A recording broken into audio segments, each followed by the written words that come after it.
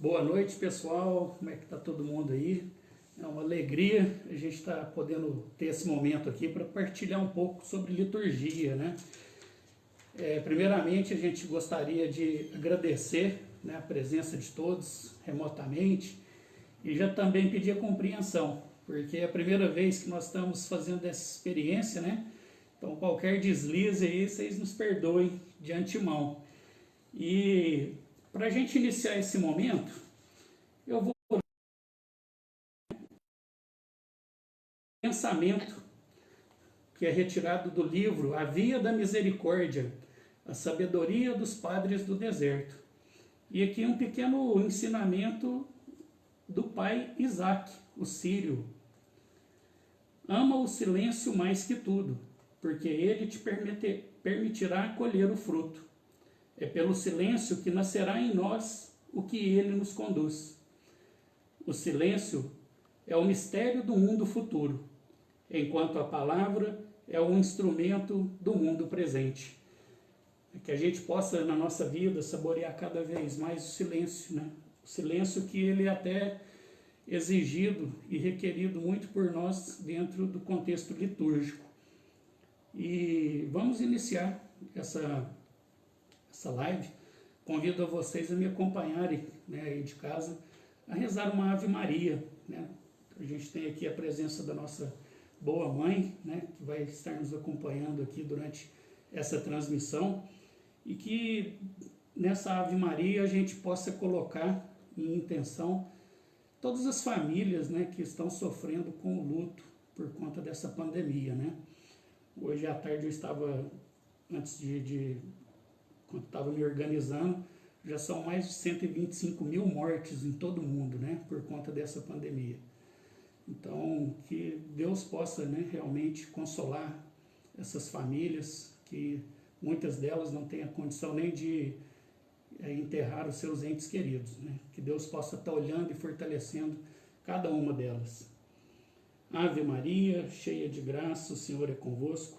Bendita sois vós entre as mulheres e bendito é o fruto do vosso ventre, Jesus. Santa Maria, Mãe de Deus, o Senhor é convosco. Bendita sois vós entre as mulheres, e bendito é o fruto do vosso ventre, Jesus. Santa Maria, Mãe de Deus, rogai por nós, pecadores, agora e na hora de nossa morte. Amém. Nós estaremos reunidos em nome do Pai, do Filho e do Espírito Santo. Amém. Liturgia, né? Por que a gente decidiu, né, fazer e falar, né, um pouco sobre esse tema, né? Eu montei aqui um esquema para mim estar seguindo, e após a conclusão, né, dessa live, a gente vai disponibilizar esse texto aqui que a gente produziu, para que vocês também possam ter em casa depois, tá joia? E a gente decidiu falar sobre liturgia por dois motivos, né? O primeiro deles é porque na Sacrosanto Concílio ela vai nos dizer que a liturgia ela é o cume para o qual se encaminha toda a ação da igreja, e ela é a fonte de onde emana toda a sua força.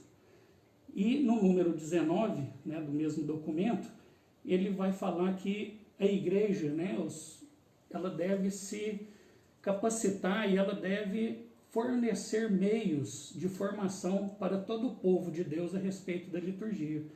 Né, justamente por isso, né, porque a liturgia ela é a nossa fonte, né, é dela que nós vamos beber, né, profundamente da palavra de Deus, vamos ter o contato com a Eucaristia, e ali a gente sai fortalecido, né, e por isso que ela é o cume, né, de todas as nossas atividades. E para estar iniciando, dando continuidade, né, eu trouxe aqui um trecho de um livro do padre Romano Guardini. O nome do livro é O Espírito da Liturgia. O padre Romano Guardini, ele viveu no início do século passado e ele teve envolvido, né, em todo o movimento litúrgico que se desenrolou, né, durante o início daquele século até chegar no Concílio Vaticano II. E ele foi uma inspiração para muitas pessoas, né, inclusive uma inspiração, né, a nível de liturgia para o Papa Bento XVI, que inclusive escreveu uma obra também chamada o espírito da liturgia, né, porque ele se inspirou nessa obra do Romano Guardini. E o Francisco também, né, fala muito, né, e sempre traz à tona os ensinamentos do padre Romano Guardini a respeito de liturgia. E aí eu trouxe aqui uma frase, né, relacionada a esse texto. Para nós, a liturgia é inicialmente o instrumento de salvação. É da sua verdade e do seu valor da vida cristã que se trata para todos nós. Ao pronunciar as orações e os salmos, não queremos e nem buscamos senão louvar a Deus. Quando participamos da missa, o que importa é reconhecer que estamos então mesmo à beira do manancial da graça. Quando participamos em qualquer consagração religiosa, não devemos ver naquilo que se desenrola diante, senão uma fração da vida humana dominada pela graça de Deus. E aqui eu acho bonito, né, nesse texto, esse pequeno parágrafo, que o Romano Guardini ele vai fazer uma síntese bem interessante do que é a liturgia como um todo, né? E aqui ele vai trazer eu vou destacar aqui 4 elementos, né, que ele fala na sua fala. O primeiro deles é que a liturgia ela é instrumento de salvação. E realmente, porque quando nós estamos, né, dentro de uma missa, né, principalmente dentro de uma missa, a gente está ali vivenciando e fazendo uma memória, né? Nós estamos atualizando a paixão, a morte e a ressurreição de Cristo. E esse gesto, né, que a gente faz de atualizar pela nossa memória esse gesto de Cristo, né, isso acaba por trazer também para nós a recordação do gesto redentor dele, do gesto redentor de Cristo na cruz. E um outro aspecto importante, né, quando a gente faz essa conciliação, essa memória com relação e esse link, né, como a liturgia sendo um instrumento de salvação, é a própria comunhão eucarística, né, que a gente é convidado a ir no altar do Senhor, receber o Cristo Eucarístico, e a cada liturgia a gente deve sair dali renovado, como um novo Cristo, que vai para o mundo, né, e no mundo a gente se torna então aquela pessoa que vai fazer a diferença, né? A gente vai ser realmente, aproveitando que a gente até está no tempo da Páscoa, né? A gente vai ser aquela luz pascal, né, que o Ciro representa tão bem na liturgia para nós. O segundo aspecto, né, que o Romano Guardini traz aqui nessa frase é com relação ao louvor a Deus. E o louvor a Deus, quando a gente pensa em ir à missa, ela se dá especificamente para isso, né, para que a gente possa ir e render graças a Deus por tudo aquilo que Ele faz por nós. Né? E isso é muito importante. A gente perceber que nós não estamos ali por nós mesmos, mas nós estamos justamente por Deus. Né? E inclusive o catecismo da Igreja Católica, ele nos ensina o seguinte, né, que a gente foi criado por Deus e para Deus. Né? E por isso a gente tem esse amor. Né? Um amor que nos leva a encontrar a verdadeira felicidade. E então, quando a gente está em sintonia com essa verdadeira felicidade, né, que a gente se encontra nesse espaço litúrgico, a gente então consegue render graças a Deus por tudo aquilo que Ele realiza na nossa vida. Um outro aspecto, né, que ele apresenta também no texto é a questão do manancial da graça, né? A liturgia como sendo esse manancial da graça, aquele lugar onde brota, né, aquela água abundante que nos lava, que nos purifica, mas aquela água também, né, que, como o próprio Jesus diz no Evangelho de São João para a Samaritana, né, é aquela água que a gente quer beber e que a gente vai matar a nossa sede, né? Então, realmente ali é um manancial de graça. E é o local, né, principalmente, onde diante de Deus e da Assembleia reunida, a gente vai presenciar a memória da história da salvação. Nós somos animados por um rito litúrgico que nos proporciona estar unidos à Trindade Santa, fazer um exame de consciência, ouvir e acolher a palavra de Deus, né? A gente é convidado a rezar pelo corpo místico de Cristo, estando em Cristo, que é a igreja, né? E assim a gente sai fortalecido pelo Cristo eucarístico para cada missão, né? Então, ao final de toda a celebração, né, é até um gesto muito significativo, quando o presidente da celebração ou o próprio, né, diácono, quando há um diácono presente, ele faz o envio, né? Glorificai o Senhor com as vossas vidas, né? Ou seja, ali a gente está sendo enviado para uma missão, a gente está sendo enviado por Deus, né, para que a gente possa realizar no mundo toda essa graça que a gente recebeu dentro do espaço litúrgico, né, celebrativo. E por fim, né, um aspecto, né, um outro ponto que o Romano Guardini vai apresentar para nós é a graça de Deus, né? Porque é na liturgia que a gente reconhece que a gente está envolto por essa graça. É onde a gente identifica, né, que Deus ele é capaz de se fazer presença na nossa vida, independente do momento e da situação em que a gente vivencia, né? E quando a gente realmente vai para uma celebração litúrgica e a gente se deixa estar envolvido pela graça de Deus, a gente sente esse domínio da graça sobre nós, né? E acaba que a gente leva, então, adiante essa graça na nossa vida. E então, essas 4 condições, né, que Romano Guardini nos apresenta com relação à liturgia, são aspectos que a gente precisa sempre estar levando em consideração e que a gente precisa sempre resgatar isso, né, quando a gente vai para uma celebração litúrgica, né? Primeiro, que ali a gente está falando de um instrumento da salvação. Nós estamos ali para render graças a Deus, para louvar a Deus. A liturgia é um lugar de manancial da graça.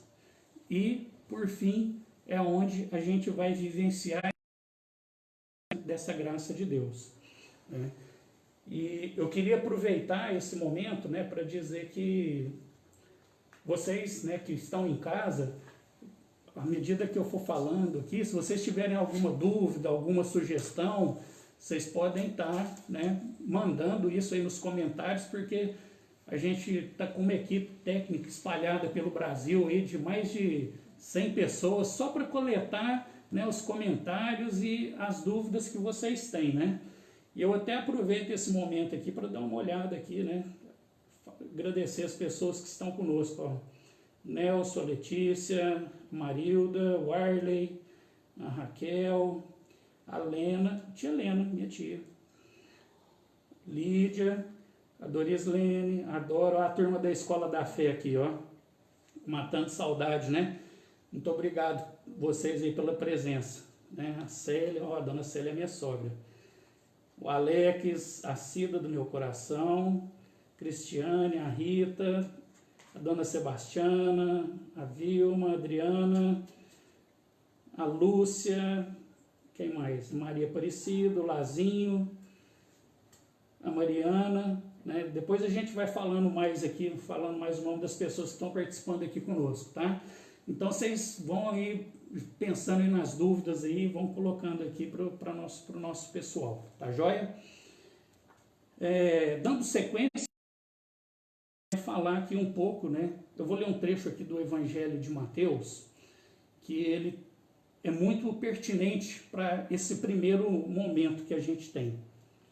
É lá em Mateus 28, de 19 a 20, e lá está escrito o seguinte: Ide, portanto, e fazei que todas as nações se tornem discípulos, batizando-os em nome do Pai, do Filho e do Espírito Santo, e ensinando-as a observar tudo aquilo quanto vos ordenei. E eis que estou convosco todos os dias até a consumação dos séculos. Quando a gente observa esse trecho, né, essa perícope, é interessante a gente para analisar e pensa, o que isso tem a ver com liturgia, né? Fala ali de batizar, de ir para todos os povos, né? Mas especificamente no versículo 20, Jesus ele vai dizer o seguinte: Eis que estou convosco todos os dias até a consumação dos séculos. Né? E isso aqui é muito importante. Ele quer dizer para nós que a igreja ela é indestrutível, né? Que ele estará conosco sustentando a nossa igreja. Ele estará sustentando a cada um de nós, né? Até o seu retorno. E isso é uma característica muito importante porque ela vai resultar o quê? Na sacramentalidade da igreja, né? Ou seja, a igreja ela vai se tornar indefectível ou indestrutível, né? E essa indestrutibilidade ela vai se realizar no mundo de três formas. A primeira delas é através da martíria. A martíria, que é um termo grego, né, que significa testemunho, tá? Então, a igreja ela é infalível pelo seu testemunho, porque o magistério, mediante o Espírito Santo, ele vai garantir a indefectibilidade no anúncio autêntico do Evangelho. Ou seja, é pelo nosso testemunho como igreja, né, e a ação do Espírito Santo em cada um de nós, que a gente tem uma reta compreensão do Santo Evangelho. E é bonito isso, porque quando a gente observa a tradição da nossa igreja, a gente vai sempre perceber em qualquer lugar que a gente estiver, que a gente sempre vai ver em uma homilia sobre uma reflexão dentro da liturgia, o sacerdote ou o presidente, né, da celebração, porque talvez pode ser uma celebração da palavra, essa pessoa ela vai estar falando baseado no magistério. Ela vai estar recorrendo aos padres da igreja, né? Ela vai estar recorrendo aos santos. Então a gente tem uma tradição que percorre 2000 anos. 2000 anos de uma interpretação correta da Sagrada Escritura que se dá pela ação específica do Espírito Santo em nós, né? Então você não vai perceber palavras distoantes, né? Ou até mesmo conflitantes entre uma homilia ou outra. É claro que o Espírito Santo ele sempre vai agir dentro da sua igreja de acordo com a realidade específica do seu tempo e da comunidade em que está sendo realizada aquela pregação. Mas quando a gente pega o cerne, né, a espinha dorsal da pregação, a gente vai perceber que ela sempre vai trazer elementos que garantem que aquela tradição, aquela reflexão, ela segue uma tradição que ela é milenar. Então esse é um primeiro aspecto que a gente precisa perceber, né, dentro da liturgia, né? Um segundo aspecto é a própria liturgia, né, que ela vai se realizar pela eficácia dos sacramentos, né? E aí a gente vai até encontrar um termo que nasce, né, lá na Idade Média, ex opere operato. O que é isso? A graça de Deus ela vai se realizar em nós independente do ministro, porque o sacramento é uma ação do próprio Deus. Ela não é uma ação do ministro que está realizando o sacramento, né, executando a presidência, né, do ministério dele ali naquele momento. Mas é o próprio Deus que, pela sua graça, faz com que essas pessoas, né, sejam ungidas e cheguem até o final. Então é muito importante a gente também perceber isso e a gente lembrar, né, que os sacramentos que a gente vivencia na nossa vida, né, que estão inseridos dentro das várias ações litúrgicas da igreja, elas são nada mais do que a graça de Deus, que opera de diversas formas na vida do ser humano. E a terceira forma, né, de realização é a diaconia. A diaconia que ela é o quê? Ela é a realização do amor de Deus no amor ao próximo. E isso é, assim, fantástico, porque quando a gente para perceber a diaconia, né, essa ação, esse movimento que se dá, né, de ir ao encontro do próximo, a gente vai perceber que realmente Deus está nos movendo, né? Posso até usar um termo aqui de Santo Inácio de Loyola, né? Ele vai falar do Espírito, né? Que o Espírito ele está ali, né, nos movendo, ele está nos direcionando, ele está nos encaminhando para que a gente possa realizar as boas obras, né? E quando a gente olha para dentro do interior da igreja, a gente vai perceber os movimentos de casal, pastoral familiar, pastoral da saúde, a gente vai perceber a pastoral de rua, pastoral da solidariedade, né? Tantos movimentos e pastorais que existem, e quando a gente observa, todos estão em prol do próximo, todos estão em direção ao próximo. Então, essa é a realização plena da diaconia, né? A gente realmente se esvaziar de nós mesmos, né? E se encher do Espírito de Deus. E através desse Espírito de Deus a gente conseguir então fazer com que a obra do reino de Deus ela se realize.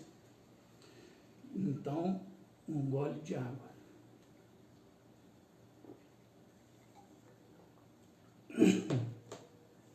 Então, a gente precisa sempre perceber que, então, a igreja, né, retomando o raciocínio, a igreja ela é indestrutível. Por quê? Porque Cristo ele está conosco. É Ele que nos sustenta. Então, né, como diz até uma outra passagem bíblica, né, as portas do inferno não prevalecerão. Por quê? Justamente é porque Cristo está conosco. O Cristo ressuscitado, o Cristo vivo, né? Nós estamos celebrando, né? Nós estamos na oitava da Páscoa, né? E a gente tem vivido esse Cristo vivo nos últimos dias. Então essa igreja é indestrutível porque Cristo nos sustenta, ela vai se realizar então de 3 formas. Pelo testemunho, pela liturgia e pela diaconia. Ok? E aí já que a gente está falando, né, então, da igreja, né?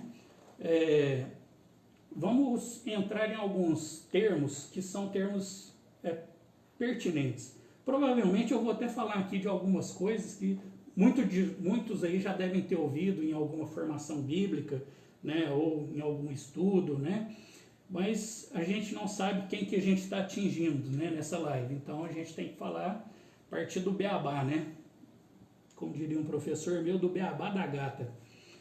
Então, a igreja, o termo, né, ele tem a sua origem em uma palavra grega que se chama eclésia. Né? E o que significa a eclésia? A eclésia, ela traz por trás de si três significados: assembleia, reunião e convocação. Né? Nós sabemos que a igreja somos nós, né? Cada membro que constitui, né, a assembleia reunida é a igreja. A igreja, ela não é o templo, a igreja, ela é cada pessoa, né, cada cristão batizado. E a liturgia, ela se realiza justamente porque a igreja, que é uma porção do povo de Deus, ela se reúne, e ela se reúne em assembleia, atendendo a uma convocação. Né? Então aqui a gente tem os 3 significados do termo eclésia. Né? E quem faz essa convocação? Quem faz essa convocação é o próprio Deus. É Deus que nos convoca a estar reunidos. É Deus que nos convoca a estar diante dele para poder, né, louvá-lo, para poder agradecer pelo dom da vida. E é o próprio Deus que nos move em direção a ele, né? Nós somos atraídos pelo amor de Deus.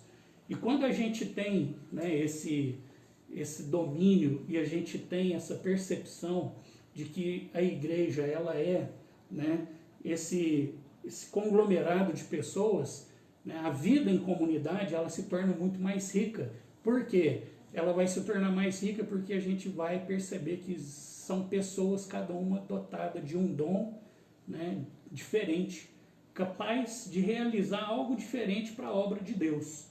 Isso é muito bonito, né? São Paulo, inclusive, vai dizer isso lá na sua epístola, né,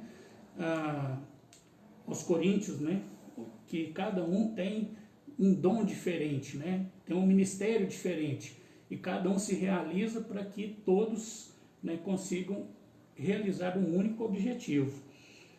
E essa palavra que São Paulo utiliza, quando ele vai falar que cada um de nós tem, né, dons, temos ministérios diferentes, né, temos serviço, atuamos com serviços diferentes, ele vai usar justamente o termo diaconia, né, que é um dos pilares, né, daquele tripé que sustenta a indestrutibilidade da igreja. Então São Paulo ele vai dizer o seguinte: olha, é cada um de nós, com o nosso serviço e com o nosso ministério, que vai realizar a obra do Senhor e vai fazer com que Cristo tenha então essa capacidade, né, de sustentar cada um de nós e fazer com que a obra do reino continue acontecendo. Então a gente começa então a ligar os pontos, né? Isso é muito bonito, né? A gente compreender e perceber, né, que a gente se reúne em assembleia e que a gente é convocado por esse Deus. E esse Deus, né, esse Deus que nos convoca, né, depois vocês podem ir em casa pegar o livro de Josué e fazer uma leitura do capítulo 24, todo o capítulo 24. Ali a gente tem um exemplo da Assembleia de Siquém. E a Assembleia de Siquém, ela nada mais é do que, né, uma convocação que Deus faz ao povo para fazer a experiência de um momento litúrgico. E a gente, ao fazer a leitura ali do capítulo 24, não vou fazer a leitura dele aqui agora, porque é um capítulo muito extenso, né, mas eu indico que vocês façam essa leitura na casa de vocês. A gente vai perceber que Josué, quando ele chega, né, ele vai fazer o quê? No primeiro momento, ele vai apresentar ali os anciões, ele vai apresentar os chefes, né, os sacerdotes, eles vão se organizar como povo em um determinado lugar. Depois Josué ele vai fazer um resgate da história da salvação, né? E nesse resgate da história da salvação, ele vai passando ali desde a criação do mundo, né, até a saída de Abraão, né, saindo lá de Ur, indo para a terra prometida, depois o povo, né, que chega, que vai nascendo, né, os patriarcas, e o povo que depois desce para o Egito, e Moisés, e a libertação, né, e tudo o que Deus vai fazendo pela vida daquele povo, né? E ao final, né, desse resgate que ele faz, né, a gente poderia até fazer uma comparação, né? Primeiro ele faz ali uma reunião com as pessoas, faz umas boas-vindas, e aí depois ele faz ali uma leitura do Antigo Testamento, né, da história da salvação. E aí depois ele faz uma exortação, né? O que seria a exortação, no caso ali da Assembleia de Siquém, a gente pode relacionar com a nossa homilia, né, que a gente tem na missa. Então depois de a gente ler e escutar relatos da história da salvação, a gente recebe uma exortação, que é feita pelo presidente da celebração. E aqui na Assembleia de Siquém, né, Josué ele vai soltar uma frase que ela é muito conhecida de todos nós, né? Eu e minha casa serviremos ao Senhor. E então ele pergunta ao povo, né, a Assembleia reunida: e vós, o que respondeis? Né? E então ele exorta o povo a dar uma resposta a Deus. Então o texto da Assembleia de Siquém, ele é um texto bonito, é um texto longo, mas é um texto que ele traz relações muito grandes com a nossa liturgia. E aí a gente vai perceber então, né, que as origens da nossa liturgia, ela não é uma coisa que nasce ali com Jesus Cristo, né? A gente vai, ao longo, né, dessas lives, a gente vai fazer uma a cada semana sobre o tema da liturgia. A gente vai perceber que a liturgia ela nasce, né, a sua raiz ela está bem arraigada ali nas tradições judaicas, né, em toda a experiência daquele povo escolhido primeiramente por Deus. Então, né, dando uma sequência aqui, né, quando a gente vai à missa, né, não é uma pessoa que me convidou, não é o padre, né, eu não estou indo ali porque minha mãe me obrigou a ir, né, ou meu pai, não, porque a minha namorada me chamou, não, nada disso. Quem nos convoca para ir à missa é o próprio Deus, né? Então se você acha que você está indo à missa porque tem alguém aqui no mundo te chamando, você está enganado, tá? Porque a constituição da Assembleia, ela se dá por uma convocação de Deus, e não por uma convocação, né, humana, né? Então isso precisa ficar muito claro para nós. E quando a missa ela é rezada pelo padre, né, e mais uma pessoa, né, até é um exemplo interessante, porque agora a gente está vivendo esse tempo de distanciamento, então os nossos templos eles estão fechados, e a missa, quando ela é rezada apenas pelo padre E se ele tiver mais uma pessoa lá junto com ele, né, ele precisa ter pelo menos mais uma para fazer a celebração da missa privada, toda a assembleia está reunida. Todo o povo de Deus está representado ali naquela assembleia reunida. Porque muito mais do que estar presentes em corpo, né, que é muito, é a nossa presença espiritual como corpo místico de Cristo, né? E isso é até bonito, porque quando a gente pensa principalmente nas pessoas que estão enfermas e que estão acamadas há anos e não têm condições de ir a uma missa. Essas pessoas, por um acaso, não estão sendo agraciadas por Deus, elas não estão recebendo ali as benesses, né, pelo fato de não ir, de não poder se fazer presente na missa, né? Então, essa é uma informação importante, porque quando o padre e mais uma pessoa se faz presente, todo o povo de Deus, que é o corpo místico de Cristo, se faz presente, né? Então a gente precisa ter isso muito claro. Então agora que a gente não tem vivido esses tempos de distanciamento, né, a gente saber que a gente acompanhando as missas, né, pelas mídias, sejam elas quais forem, né, a gente está ali sim fazendo presença naquela assembleia, porque a gente recebeu uma convocação de Deus e a gente está vivendo uma comunhão que é a comunhão espiritual.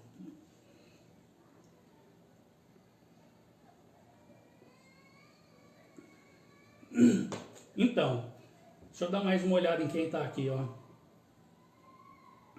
A Laura, a Eleusa, a Neire, o Ronaldo, meu irmão, está lá do outro lado do Atlântico, beijo para você.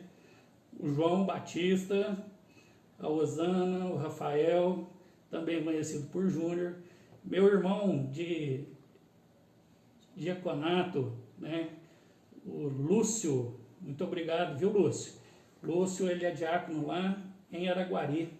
Seu João, Joadir, a Alana, a Amanda. A Amanda está presente. Meu amigo Ismael Carvalho, fizemos o cursilho juntos, primeiro cursilho de jovens da Diocese de Uberlândia. Então, umas coisas que a gente não pode falar não, né, porque entrega a idade. Mas fazer o quê, né? O tempo passa para todos. Fatinha, meu primo Rodrigo, está aqui também. A Rosane, o Edson. O Edson, a gente rezou um terço juntos esses dias, um terço virtual. A Kênia Naves, o Henry está aqui, ó. O Henry é postulante a entrar para a família, né? Como é que a gente faz, né? Tem que avaliar, né? O fato de já estar assistindo a live aqui com o diácono Ricardo já é um bom sinal. A Luísa, nossa querida amiga, a Genesi, a Aparecida, a Silvia, que quase não gosta de tirar foto, né? Opa, meu primo Jim está aqui também, que alegria. O Zé Dantas, da Pastoral Familiar, lá da comunidade Nossa Senhora das Dores, né? E é isso aí, muita gente aqui, obrigado a todos, né? Tem mais de 40 pessoas aqui visualizando nesse momento. Então vamos seguir o andor, né? Vamos seguir o andor porque a gente tem um tempinho aqui ainda. Eu não estou controlando o tempo não, vocês estão? Então é isso aí, quando estiver faltando 30 minutos, vocês me avisam.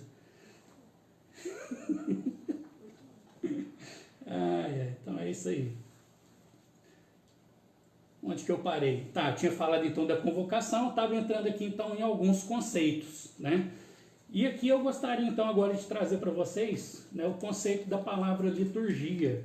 Né? A palavra liturgia ela é a junção de duas palavras gregas, né? A palavra laos ou leiton, que significa povo, e ergon, que significa serviço, ação ou trabalho, né?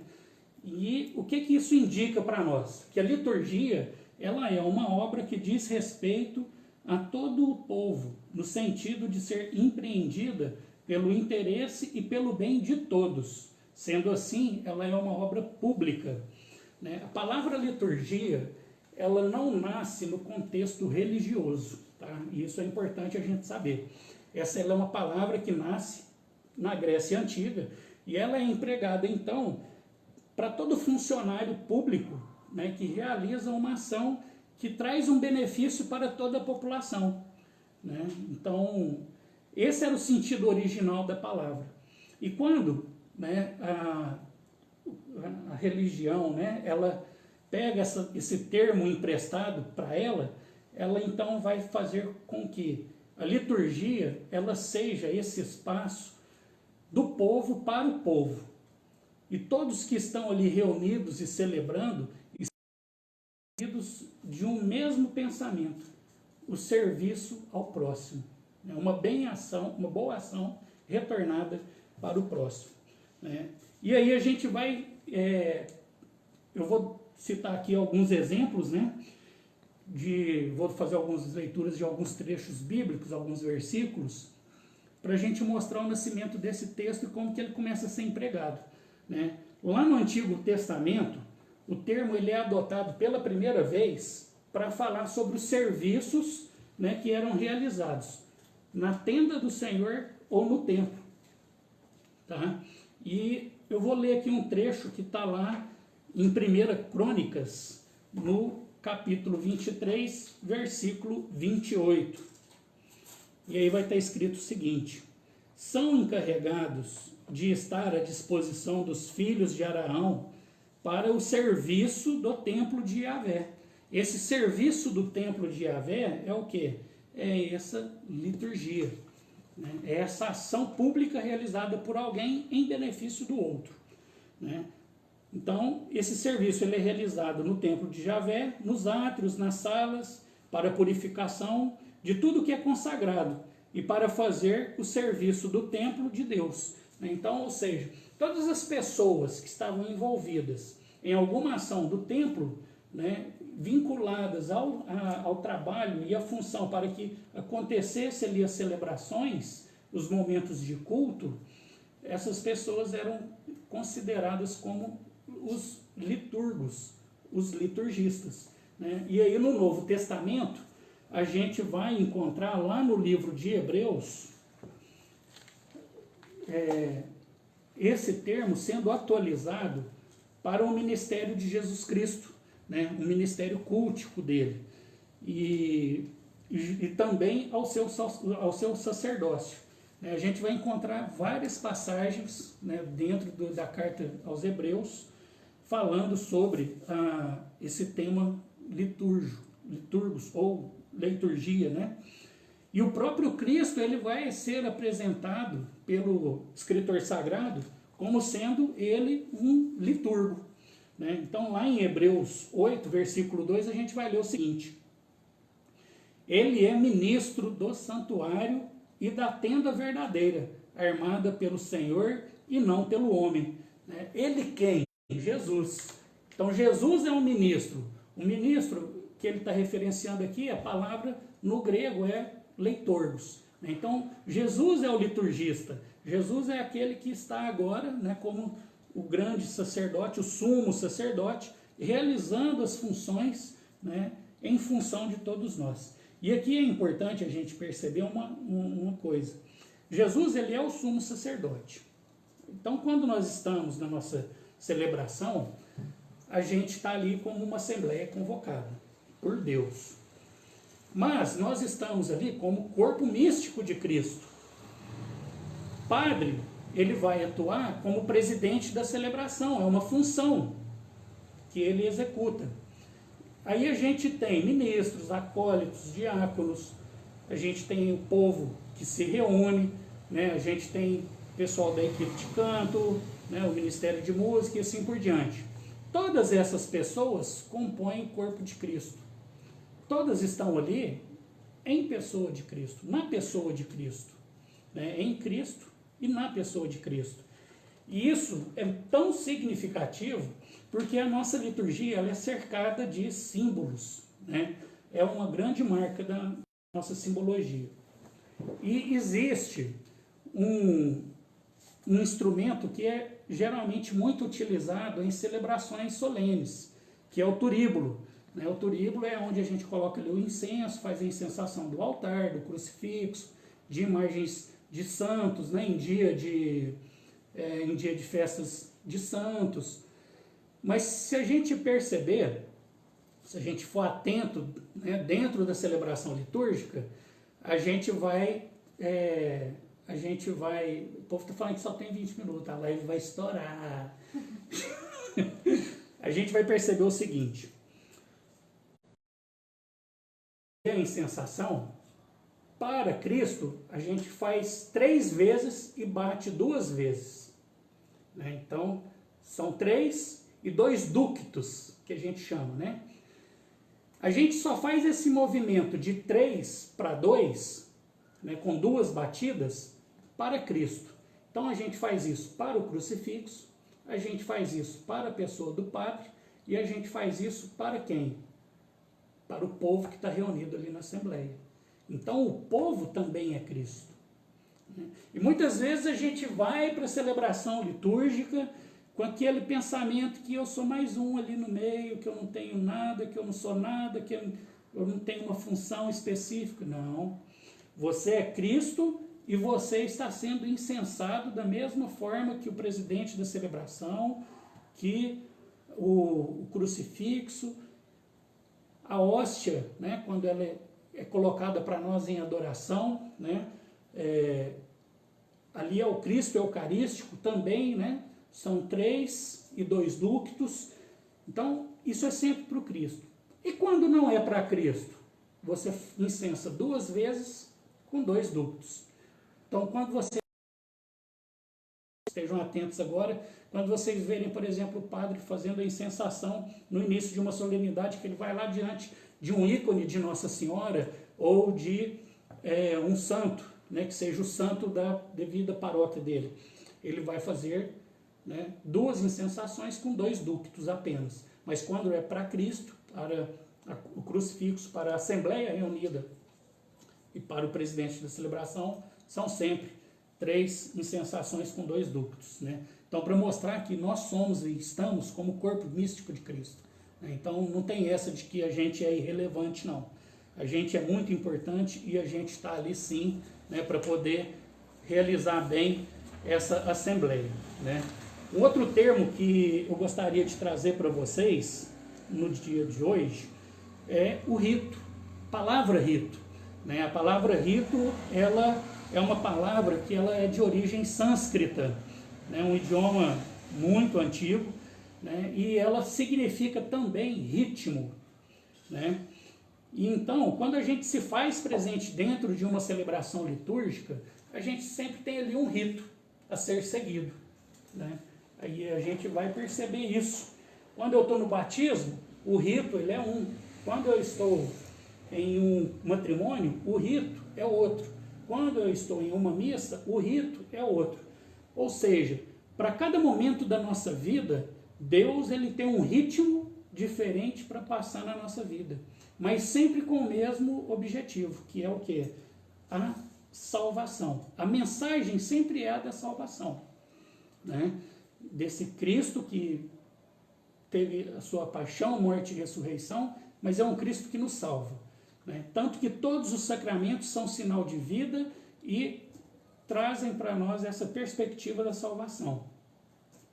Eu gosto muito, né, para facilitar o entendimento do termo rito, fazer uma análise desse texto com aquele texto que tem lá no Antigo Testamento, em Êxodo, quando o anjo do Senhor passa, né, para ferir os primogênitos do Egito, né? Porque ali, né, quando a gente está numa missa, a gente está seguindo um rito, a gente está celebrando também a Páscoa do Senhor, a gente está celebrando a sua passagem.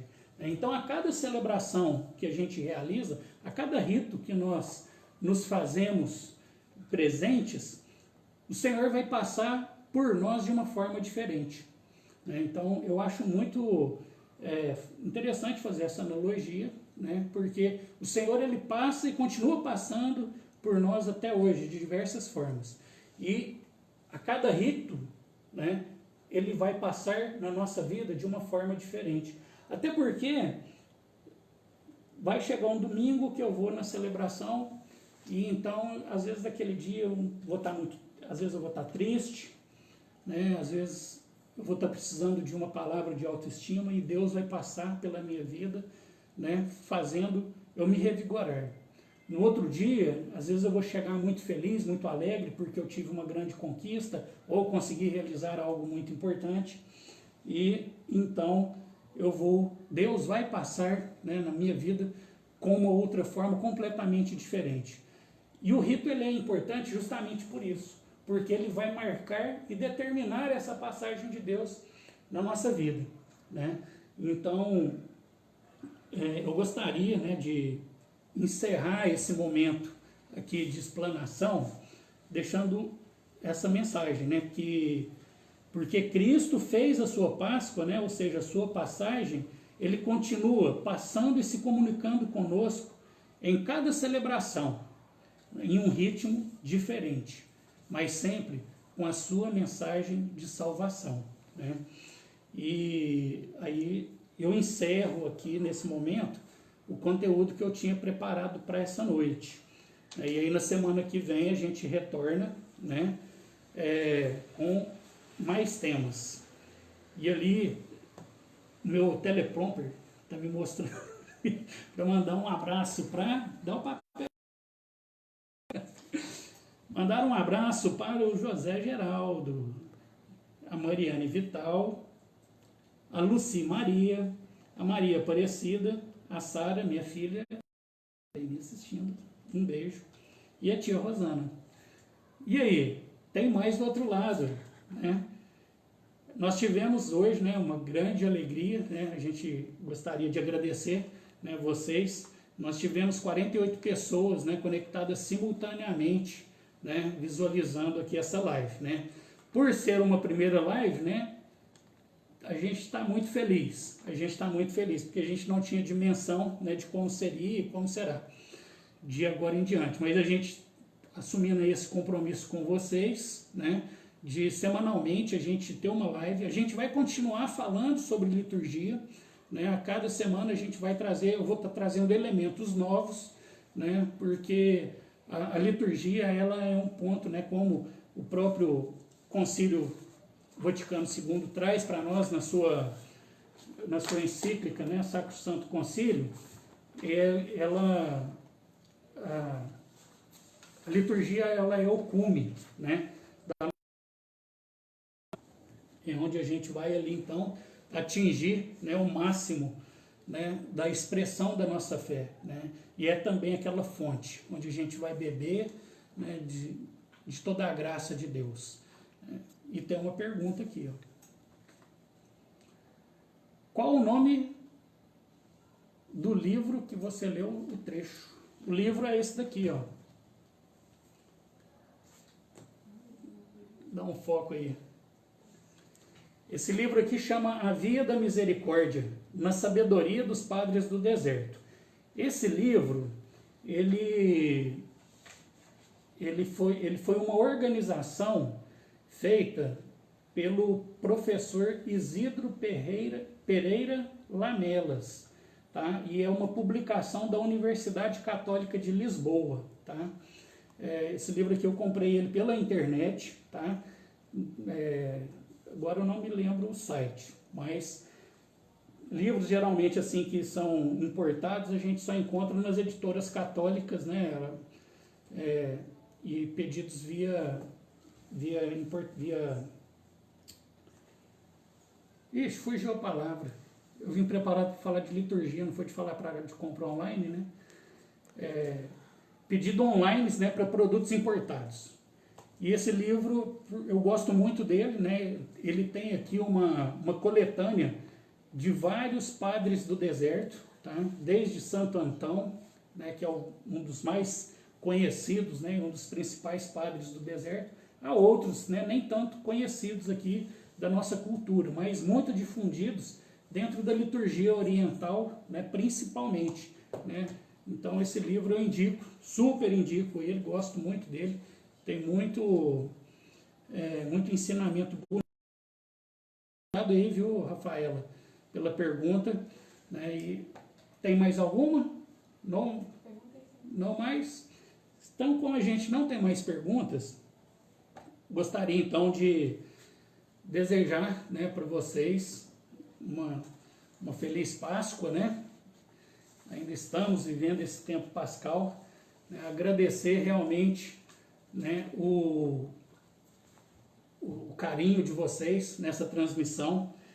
E eu vou deixar aqui uma última mensagem, né, do nosso querido Papa Francisco. O Papa Francisco, ele fez, entre os anos de 2017 e 2018, ele proferiu 15 homilias, todas elas falando sobre a Santa Missa, né? Então foi uma catequese sobre a missa que ele deu, né? Então se vocês procurarem lá no site do Vaticano, nas audiências do Papa, vai ter lá essas 15 homilias que foram realizadas, né? Cada dia ele trouxe um elemento diferente da missa.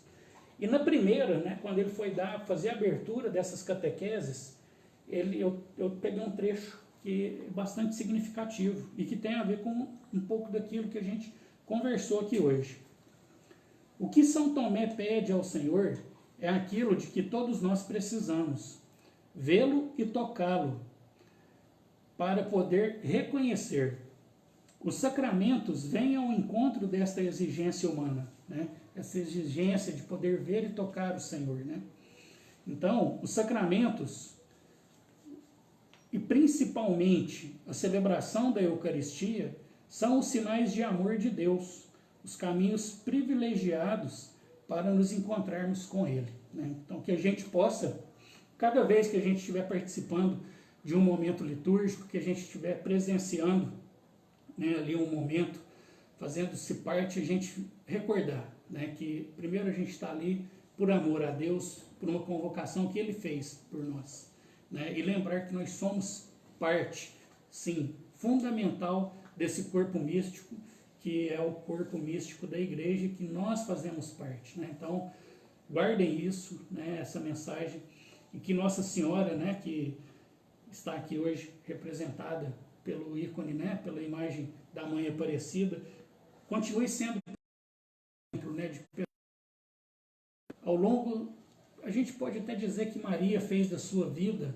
uma grande liturgia, né, porque ela se entregou, né, totalmente ao projeto de Deus, né, e realmente a gente pode usar esse termo para a vida de Maria, né, dizer que a vida dela foi uma verdadeira liturgia e que ela possa sempre nos ensinar, né, a seguir e estar próximo do seu Filho, como ela sempre esteve, para que a gente saia sempre mais revigorado e que a gente saia sempre mais fortalecidos para enfrentar as dificuldades e as lidas do dia a dia.